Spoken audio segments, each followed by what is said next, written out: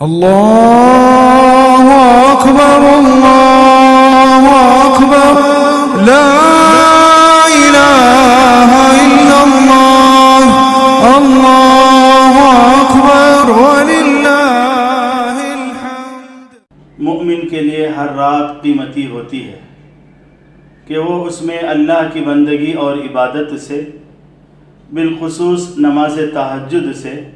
اللہ کے قرب کی دولت کو پاتا ہے، اور کچھ راتیں اپنی ذات میں بہت زیادہ انمول ہوتی ہیں کہ اس میں اللہ کی رحمت اور اللہ کا فضل باران رحمت کی طرح رمجم برستا ہے، اور ان میں عیدین کی راتیں بھی ہیں کہ ان کی بڑی فضیلت بیان کی گئی ہے۔ عید کا دن جس طرح بڑی عظمت والا ہوتا ہے، اسی طرح اس کی رات بھی جو اس کے تابع ہوتی ہے وہ بھی بڑی برکت والی ہوتی ہے۔ حدیث پاک میں عید کی رات کو لیلۃ الجائزہ کا نام دیا گیا ہے۔ رسول خدا صلی اللہ علیہ وسلم ارشاد فرماتے ہیں، فَإِذَا كَانَتْ لَيْلَةُ الْفِطْرِ، پھر جب عید الفطر کی رات ہوتی ہے، سمیت تلک اللیلۃ لیلۃ الجائزہ، تو اس رات کا نام آسمانوں پر لیلۃ الجائزہ یعنی انعام کی رات رکھا جاتا ہے۔ لیلۃ الجائزہ انعام کی رات کا یہ مطلب ہے کہ اس رات میں رمضان کی عبادات کا اجر و ثواب طے کیا جاتا ہے۔ ایک اور حدیث میں ارشاد نبوی ہے، من قام لیلۃ العیدین محتسبا للہ، جس شخص نے عیدین یعنی عید الفطر اور عید الاضحیٰ کی راتوں میں اللہ کی رضا اور خوشنودی کے لیے ثواب کی نیت سے قیام کیا، یعنی نفل نمازیں ادا کی، ذکر و تلاوت کا اہتمام کیا اور دعا اور استغفار میں لگا رہا، منکرات اور گناہوں سے بچا رہا، لم یمت قلبہ یوم تموت القلوب، تو اس کا دل اس دن مردہ نہ ہوگا جس دن لوگوں کے دل مردہ ہوں گے۔ اس جملے کا کیا مطلب ہے کہ دل مردہ نہ ہوگا؟ شارحین حدیث نے اس کے متعدد مطالب بیان کیے ہیں۔ ایک مطلب یہ ہے قیامت کا دن جو انتہائی دہشت اور وحشت کا دن ہوگا، جیسا کہ قرآن پاک میں اللہ تبارک و تعالیٰ نے بتایا ہے، ان زلزلۃ الساعۃ شیء عظیم، بے شک قیامت کا زلزلہ بہت بڑی چیز ہے، یوم ترونہا، جس دن آپ دیکھیں گے، تذہل کل مرضعۃ عما ارضعت، بھلا دے گی ہر دودھ پلانے والی عورت اس کو جس کو اس نے دودھ پلایا ہے، یعنی ماں اپنے دودھ پیتے بچے کو بھول جائے گی، وَتَضَعُ كُلُّ ذَاتِ حَمْلٍ حَمْلَهَا، اور ہر حمل والی عورت اپنے حمل کو گرا دے گی، وَتَرَى النَّاسَ سُكَارَىٰ وَمَا هُمْ بِسُكَارَىٰ، اور آپ دیکھیں گے لوگوں کو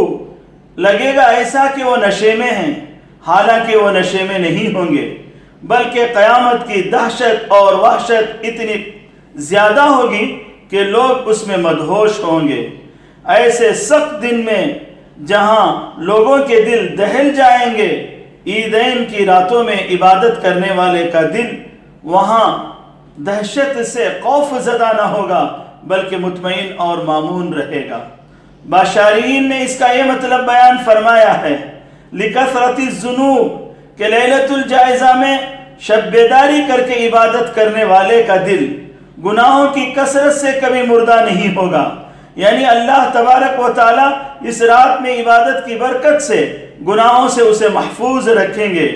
گناہ جس سے دل سیاہ ہوتے ہیں، گناہ جس سے اللہ کی یاد سے بندہ غافل ہو جاتا ہے، جس کے نتیجے میں دل مردہ ہو جاتا ہے، اس کا دل مردہ نہ ہوگا۔ اور بعضوں نے فرمایا، شغفہا بحب الدنیا، دل دنیا کی اندھی محبت میں مردہ نہیں ہوگا، کہ اس میں عبادت کی برکت سے اللہ تبارک و تعالیٰ اس کے دل کی حفاظت کریں گے۔ الغرض عیدین کی راتوں میں عبادت دارین کی سعادت ہے، اور افسوس کہ اس رات کی قدر و منزلت پہچاننے والے بہت کم ہیں۔ کچھ لوگ ہیں جو اس رات میں عید کی تیاری کے نام سے کپڑے وغیرہ کی خریداری میں ساری رات بتا دیتے ہیں۔ اور کچھ لوگ ہیں جو اپنے یار دوستوں کے ساتھ بیکار گپ شپ میں ساری رات گزار دیتے ہیں، اور کچھ ہماری بہنیں بھی بازاروں کی رونق بن رہی ہیں، افسوس کہ ان میں کچھ بے پردہ بھی نظر آتی ہیں۔ آج یہ عبادت کی راتیں دعا و مناجات کی راتیں نہیں بلکہ خرید و فروخت کی راتیں، سیر و تفریح کی راتیں، موج و مستی کی راتیں، بے حیائی اور آوارہ گردی کی راتیں ہو کر رہ گئی ہیں، اور ان راتوں کو تماشا بنا لیا گیا ہے۔ ہمیں اپنی اصلاح کی طرف متوجہ ہونا ہے، منکرات سے بچنا ہے۔ بہتر تو یہ ہے کہ ان راتوں میں خوب عبادت کی جائے۔ اگر عبادت کی زیادہ ہمت اور توفیق نہ ہو سکے تو کم از کم مرد احباب عشاء اور فجر کی نماز باجماعت مسجد میں ادا کریں، اور بہنیں اپنے وقت پر ان نمازوں کو ادا کریں اور اس درمیان کوئی گناہ کا کام نہ کریں۔